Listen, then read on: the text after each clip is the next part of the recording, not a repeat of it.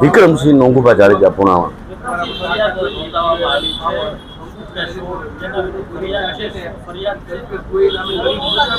ગોંડલ તાલુકાના પુણાવા ગામે survey number 106 અને સર્વે નંબર 203 પૈકીના માંડી અને ગૌચર લગી મોટા પાયે ખનીજ ચોરી થઈ છે અને એ ખનીજ ચોરીમાં નામદાર કલેક્ટર સાહેબ દ્વારા તપાસના આદેશ થયા છે. માપણી કરી દંડની કામગીરી વસૂલવાના અને પોલીસ કાર્યવાહી કરવાના કલેક્ટર સાહેબ દ્વારા આદેશ થયા છે. એના ભાગરૂપે માપણી એટલે જેને કહેવાય કે એક સેમ્પલ થોડુંક અમથું માપ્યું છે, હજી વિસ્તૃત પ્રમાણમાં માપણી બાકી ભુણાવાની. એ માપણી જે થઈ એ ખાણ ખનીજ અધિકારીએ એમાં રકમ નક્કી કરી અને ગુનો દાખલ કરવા ફરિયાદ દાખલ કરી. એ ફરિયાદના આધારે એફઆઈઆર થઈ. ફરિયાદ દાખલ કરી 10 તારીખે. 18 દિવસ બાદ પોલીસે તપાસ કરી અને એફઆઈઆર નોંધી. એફઆઈઆર નોંધાયા બાદ આરોપી નંબર 1 કે જેઓ જિલ્લા પંચાયતના સભ્ય રહી ચૂક્યા છે, કારોબારીના ચેરમેન રહી ચૂક્યા છે, એનું આરોપી નંબર 1 ક્રમ નંબર 1 ઉપર એફઆઈઆરમાં નામ છે કે જે 2 નું નામ છે એ તાલુકા પંચાયતના કારોબારીના ભૂતપૂર્વ ચેરમેન છે. આરોપી નંબર 2 સિદ્ધરાજસિંહ નીરુભા જાડેજા એ સહિત 6 શખ્સોના નામ છે. એમાં હજી વધુ પુરાવા તપાસ કરી વધુ આરોપીઓ છેલ્લી 2 ટર્મની ગ્રામ પંચાયતો સંડોવા છે.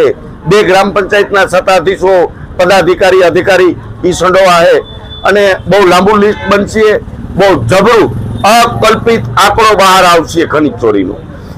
વધારામાં અત્યારે એક આશ્ચર્યની વાત એ છે કે સહદેવસિંહ જાડેજા કે જેઓ કારોબારીના ચેરમેન રહી ગયા છે, એ સહદેવસિંહે એના શાસનમાં પોતે જિલ્લા પંચાયતના ચાલુ સભ્ય હતા ત્યારે એક કોલસાના કારોબારીમાં એના હાથ કાળા થયા અને એક એફઆઈઆરમાં નામ ખુલ્યું.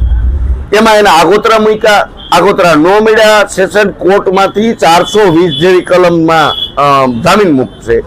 એવો આરોપી હાલમાં પરમ દિવસ ગોંડલની માર્કેટ યાર્ડ ખાતે એક સેજ પ્રક્રિયામાં એમના પત્ની માટે એક સેજ પ્રક્રિયામાં હાજર રહી અને સેવાળાની સીટમાં એને ટિકિટ માંગી. બહુ દુઃખ સાથે કહેવું પડે કે આ સહદેવસિંહ ભૂતકાળમાં વિધાનસભામાં ધારાસભાના દાવેદાર હતા. આ એટલા કૌભાંડને સત્તા હાટુથી કે સત્તા હોય તો એ સલામત રહે, ધંધા જાકુબના છે, એક ધંધો કાયદેસરનો છે નહીં, એટલા માટે સત્તાના પડખે બેવા હાટુથી તાલુકા પંચાયતની ટિકિટ માંગી છે. એની એમના પત્ની માટે. એમના પત્ની એટલે લાખો કરોડો રૂપિયાનો 3 વર્ષથી ભ્રષ્ટાચાર સાબિત થયો ગ્રામ પંચાયતના સરપંચમાં કે જેને એક મલ્ટીમીડિયા કંપનીએ બેસ્ટ વિલેજનો એવોર્ડ આપ્યો છે. પણ ત્યાં તપાસ અહેવાલ મીડિયા કહે તો મીડિયા અમે રજૂ કરવું કે તાલુકા પંચાયતનો તપાસ અહેવાલમાં ભ્રષ્ટાચાર સાબિત થયો.